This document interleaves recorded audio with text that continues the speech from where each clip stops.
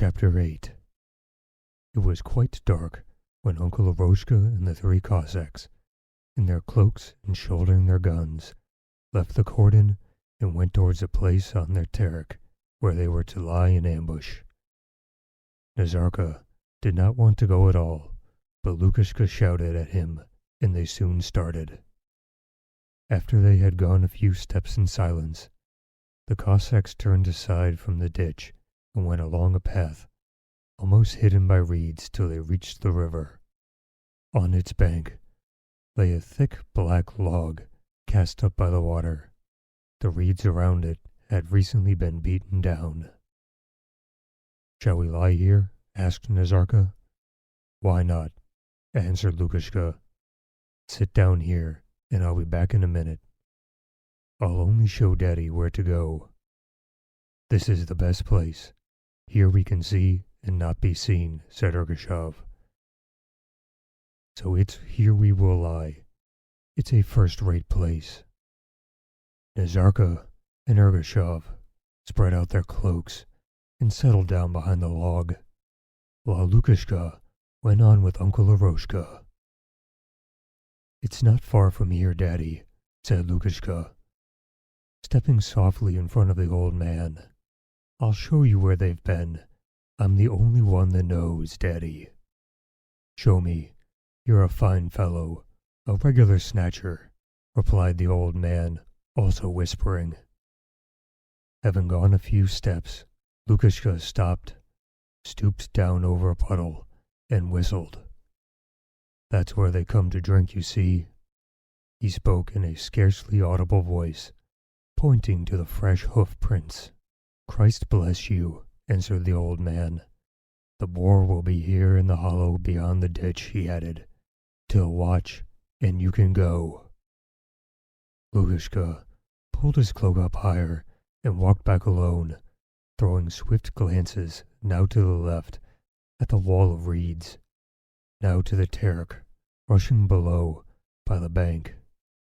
"I dare say he's watching, or creeping along somewhere," thought he of a possible Chechen hillsman. Suddenly, a loud rushing and a splash in the water made him start and seize his musket. From under the bank, Boar leapt up, his dark outline showing for a moment against the glassy surface of the water, and then disappearing among the reeds. Lukashka pulled out his gun and aimed, but before he could fire, the boar had disappeared into the thicket. Lukashka spat with vexation and went on. On approaching the ambuscade, he halted again and whistled softly. His whistle was answered, and he stepped up to his comrades. Nazarka, all curled up, was already asleep. Ergushov sat with his legs crossed and moved slightly to make room for Lukashka. "How jolly it is to sit here. It really is a good place," said he. "Did you take him there?" "Showed him where," answered Lukashka, spreading out his cloak. "But what a big boar I roused just now close to the water. I expect it was the very one. You must have heard the crash." "I did hear a beast crashing through. I knew at once it was a beast. I thought to myself, Lukashka has roused a beast," Ergushov said, wrapping himself up in his cloak. "Now I'll go to sleep," he added. "Wake me up when the cocks crow. We must have discipline. I'll lie down and have a nap, and then you will have a nap, and I'll watch. That is the way." "Luckily, I don't want to sleep," answered Lukashka. The night was dark, warm, and still. Only on one side of the sky the stars were shining. The other, and greater part, was overcast by one huge cloud, stretching from the mountain tops. The black cloud, blending in the absence of any wind with the mountains, moved slowly onwards, its curved edges sharply denned against the deep, starry sky. Only in front of him could the Cossack discern the terek, and the distance beyond. Behind, and on both sides, he was surrounded by a wall of reeds. Occasionally the reeds would sway and rustle against one another, apparently without cause. Seen from below, against the clear part of the sky, their wavering tufts looked like the feathery branches of a tree. Close in front, at his very feet was the bank, and its base the rushing torrent. A little farther on was the moving mass of glassy brown water, which eddied rhythmically along the banks and around the shadows. Farther still, water, banks, and clouds all merged together in impenetrable gloom. Along the surface of the water floated black shadows, in which the experienced eye of the Cossack detected trees carried down by the current. Only very rarely sheet lightning, mirrored in the water as black glass, disclosed the sloping bank opposite.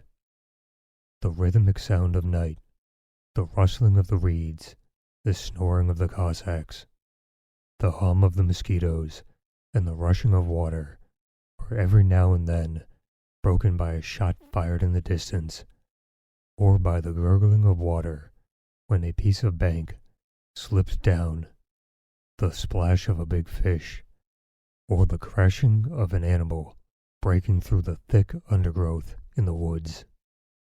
Once an owl flew past along the terek, flapping one wing against the other rhythmically at every second beat. Just above the Cossack's head, it turned towards the wood, and then, striking its wings no longer after every other flap, but at every flap, it flew into an old plane tree, where it rustled about for a long time, before settling down among the branches. At every one of these unexpected sounds, the watching Cossack listened intently, straining his hearing, and screwing up his eyes while he deliberately felt for his musket. The greater part of the night was past. The black cloud that had moved westward revealed the clear, starry sky from under its torn edge, and the golden upturned crescent of the moon shone above the mountains with a reddish light. The cold began penetrating. Nazarka woke, spoke a little, and fell asleep again. Lukashka, feeling bored, got up, drew the knife from his dagger handle, and began to fashion his stick into a ramrod. His head was full of Chechens who lived over there in the mountains, and how their brave lads came across and were not afraid of the Cossacks. It might even now be crossing the river at some other spot. He thrust himself out of his hiding place and looked along the river, but could see nothing. As he continued looking out at the intervals upon the river and at the opposite bank, now dimly distinguishable from the water in the faint moonlight, he no longer thought about the Chechens, but only of when it would be time to wake his comrades, and of going home to the village. In the village, he imagined Dyanka, his little soul, as the Cossacks call a man's mistress, and thought of her with vexation. Silvery mist, a sign of coming morning, glinted white above the water, and not far from him, young eagles were whistling and flapping their wings. At last, the crowing of a cock reached him from the distant village, followed by the long, sustained note of another, which was again answered by yet other voices. Time to wake them, thought Lukashka, who had finished his ramrod and felt his eyes growing heavy. Turning to his comrades, he managed to make out which pair of legs belonged to whom, when it suddenly seemed to him that he heard something splash on the other side of the terek. He turned again towards the horizon beyond the hills, where day was breaking under the upturned crescent, glanced at the outline of the opposite bank, at the terek, and at the now distinctly visible driftwood upon it. For one instant it seemed to him that he was moving, and the Terek with the drifting wood remained stationary. Again he peered out. One large black log with a branch particularly attracted his attention. The tree was floating in a strange way right down the middle of the stream, neither rocking nor whirling. It even appeared not to be floating altogether with the current, but to be crossing it in the direction of the shallows. Lukushka, stretching out his neck, watched it intently. The tree floated to the shallows, stopped, and shifted in a peculiar manner. Lukushka thought he saw an arm stretched out from beyond the tree. Supposing I kill an Albrecht all by myself, he thought, and seized his gun with a swift, unhurried movement. Putting up his gun rest, placing the gun upon it, and holding it noiselessly in position. Cocking the trigger, with bated breath he took aim. Still peering out intently. I won't wake them, he thought. But his heart began beating so fast that he remained motionless, listening. Suddenly, the trunk gave a plunge and again began to float across the stream towards our bank. Only not to miss, he thought. And now, by the faint light of the moon, he caught a glimpse of the Tartar's head in front of the floating wood. He aimed straight at the head, which appeared to be quite near, just at the end of his rifle's barrel. He glanced across. Right enough, it is an Albrecht, he thought joyfully. And suddenly rising to his knees, he again took aim.